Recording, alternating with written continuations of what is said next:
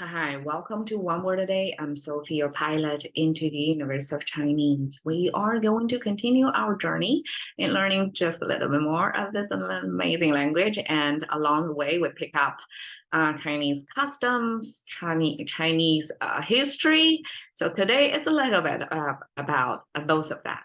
So yesterday, we talked about big concepts of how Chinese culture collectively refer themselves. One is as 九州, which is 90% of the land regimes or regions, not regime. They are under one regime, one central government, but the 9 different regions have their probably localized policies as well, that referring them as 9 states. And the other way is on the individual level.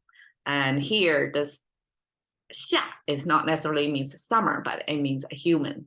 The main features of human bodies, the head, hands, and backward walking legs are shown there. So that's about human, a complicated way to say human. And this is the flower.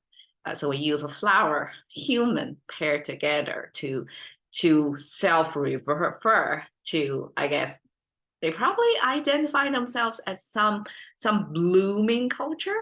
I don't know, but it's a nice way to self-refer, associate it with flower.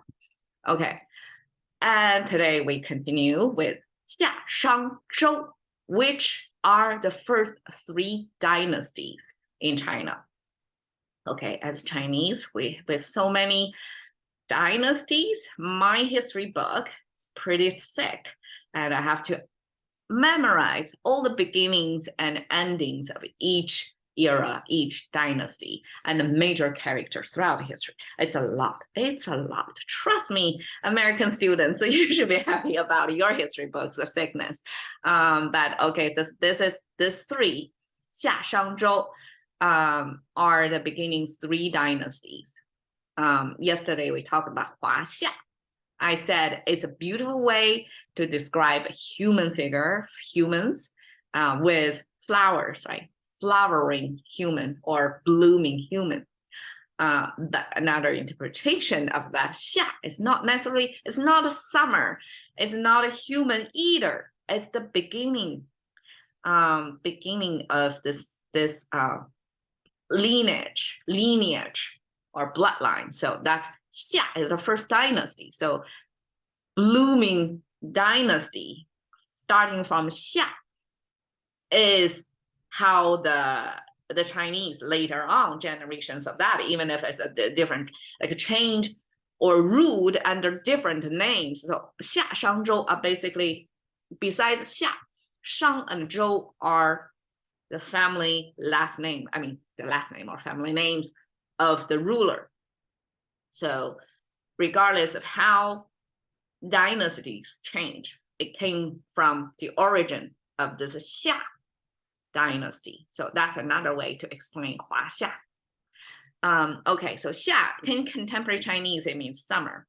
But it came from this human figure. There was this logic jump of why summer and human figure are, I think it could be.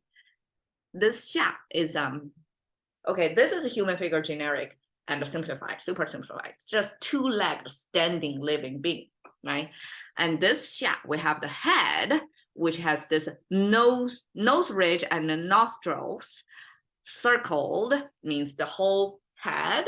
So we use the nose portion, the center of the face, to refer to the whole head. And then with 2 dangly legs. So it's a big head on little limbs, to kind of outsized head to emphasize that's what we're talking about, the head portion of a human. Okay, and then the 2 sides of the hands there and the backward walking feet. So these are the limbs plus the head. Probably, I don't know, this may be torso as well, right? Now thinking about it, it could be the neck or the whole torso, this trunk middle portion and the head attached to that. It may not be 2 dangly little head. legs, not thinking about it, especially because in the context of, okay, so here is the walking function, and here are your arms and hand function, and the middle portion gotta be the trunk, right? The main torso, the main body. Okay. That's a co-discovery. I never thought about that before. Okay, so this is a complicated way to show the main structures of a human body. And I guess my theory, okay, this is my imagination now, why this complicated human body is used to infer to summer. Because I think summer is the hottest season throughout the year when this farming society, their crops are growing the fastest, right? Even if they plant the seed in spring, they're kind of a baby plant then, and then they harvest in the fall, right? When things are go yellow and basically the end of their life cycle. Summer is the peak season when things are growing fastest, and that growing of this full-fledged human figure, fully developed with everything, that you can work with your hand, you can walk with your legs, and you can think with your head, right? All the main features of human, like fully formed. And that is a good comparison to the season of summer, the peak of the year. This is the peak of the human life cycle. How about that? I think that's a good theory. Anyways, it's summer season, contemporary, but it's the beginning dynasty. And I don't know why the dynasty was described with this summer, human figure, full-fledged human figure back then.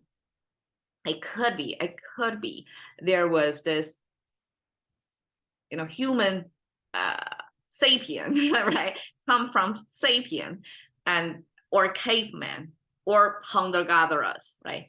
And summer, this Xia dynasty was more like a hunter-gatherer era before they started to form this, settled down farming society. So that's more mobile society, one thing, the fledgling eras of human beings.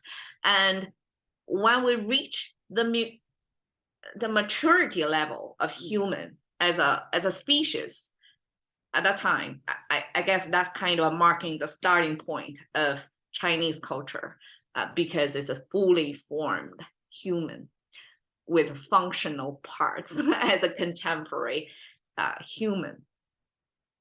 So that's my theory. So Shang was the next one that replaces. The major difference between the two was in Xia era, we have legends that we hear. The major rulers back then, they have different family names. So it's kind of like tribes. They live together, and then the most capable man was elected. So it's kind of a democracy back then, right? Because there are not many population either. So you can kind of know on a personal level about everybody, and then people can select what they think are most decision makers, best decision makers to govern, to judge, to decide the affairs of the whole society back then, right? So at that time, it was not father to son hereditary society yet. So when it comes to Shang, then it becomes a father and the son hereditary, and then you have to justify why it's your family, not other people's family. What's so special about your family name that you have to govern us instead of everybody else, all the other capable men with other family names? So it's a whole different era. Shang, okay, it's a little bit different, difficult to unpack. This top portion you see looks similar to that. And that means chapter in contemporary Chinese. It's zhang. It also carries the sound over. Now it's a shang, right? This is a zhang with a zh at the beginning. So this zhang actually came from the top portion means music, and the bottom means 10. So 10 came from this roping technology of tie a knot on the rope that simplified number 10. And on the top is music, because we have, wow, we have this is singing. This is the mouth symbol and something sweet holding in the mouth. And then the top is something related to the tongue, the mouth, and then the two sound bites going out. So that's the whole music production is mostly vocal music back then. In this character, that implies the vocal music produced and the sweet talking, almost like sounding nicely from the mouth. That's music. Okay, and 10 music actually means the progression of music back then, like 10 chapters, and it's the completion of the music. So I guess, I mean, even if we don't have ancient music preserved to us, because music is a performing art, and even if we may happen to have some notation from the music, we don't understand it anymore. So the music production back then was basically lost to us. We can only imagine and re-render somewhat, but it's never like confidently that that's how it was done. But we know back then music was a big part of the ruling practice. It's almost like, okay, you have a sacrificing and you have this divine decoding, like somebody have to do this weather broadcasting, and you have to sing to praise the gods to give you a good year, to give you favorable conditions. So that singing was like as part of the ceremony to have this ruler. There's a Shang, the head, this is their family name, and the Zhou is again the family name terrier. So that ruling family name Shang, have to be this representatives for the rest of us, right? And they are in charge of talking to the gods to bring in good years to the farmers living on this land, right? So this music making then was a big business back then, at least like significance to the society, is because they can praise the god or catch attention to the god. So they as a communicator with the divine, I guess, sweet talking, right? Singing with nice voice and harmony, I guess, back then.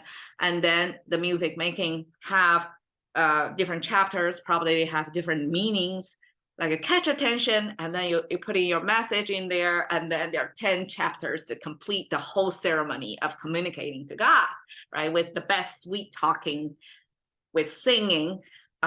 So that chapter was preserved on the top portion of it. And then the bottom means, okay, so this arch means a space. Most likely it's a shelter, it's a domestic space. And then we have mouth, so somebody is speaking. And we have this sign. So this is not a human figure, even if it looks like the human figure, but it's not. Okay, this actually came from this. It's much sharp tip on the top. So this is not like this. This is human figure. When it's like this, it means, so you see, it's kind of widespread like that. It's not a human figure. It means entering. It means kind of sharp-edged stuff, breaking through the barrier of something and enter from external to internal.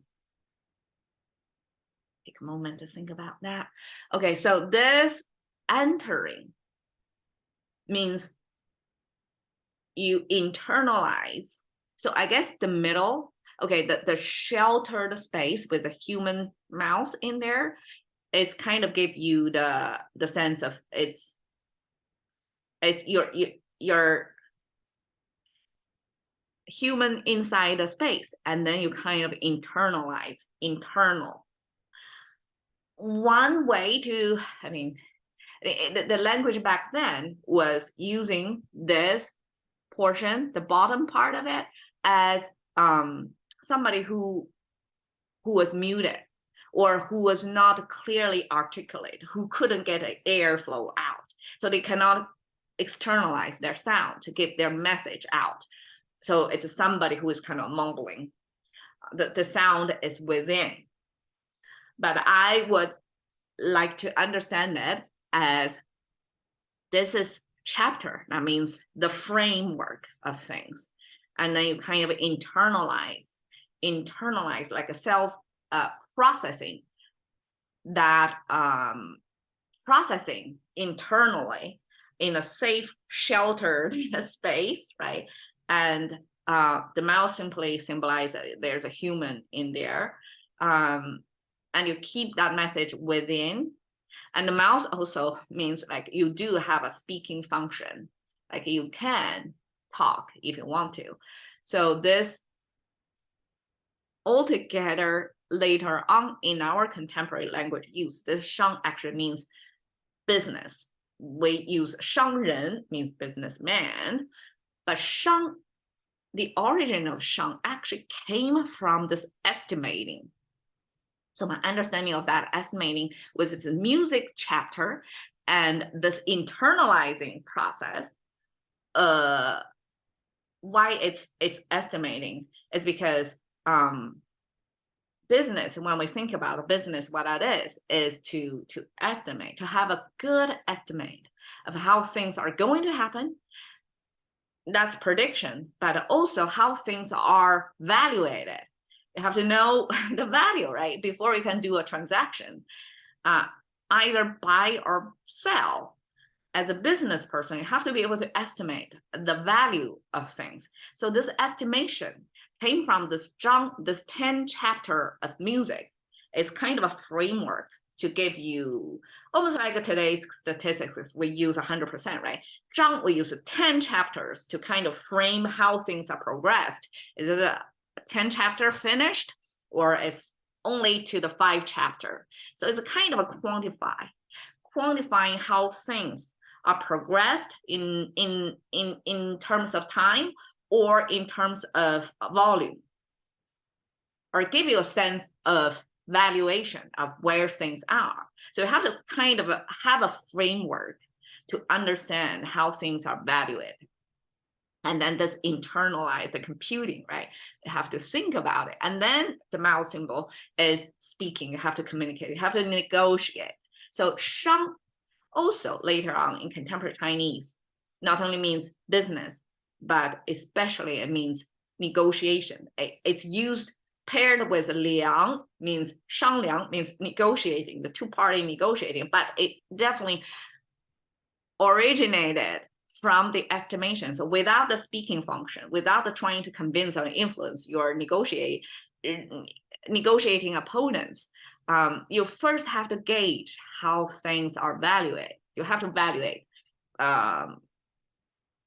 have to assess the situation. So that estimate is the origin of 商, and this 商 happened to be the family name of that ruling party back then. Not party exactly, okay? Ruling party is contemporary. It's not a group of people. It's just one family. One guy is specific. Not even the brothers have to be the one. So there's one singular 商 guy, and then father, son passing. So 周 is the one, the replacer. So I guess this replacement of different family names already shows that nobody is above anyone else. If you can get to the top somehow, most likely through bloodshed or schemes, however you get to the top to be the ruling party of all the other family names, I mean, nobody is above anybody. So there is this progression eventually through different family names of Chinese history. Okay, so 周 is the next one, and it came from this complete sign that has the mouth symbol just like that. So it's related to somewhat speaking function, right? And the top portion is actually the wooden blocked barrel. And this is the handheld handle of that barrel. So ancient times before the plastic containers are easy molded plastic barrel or container form.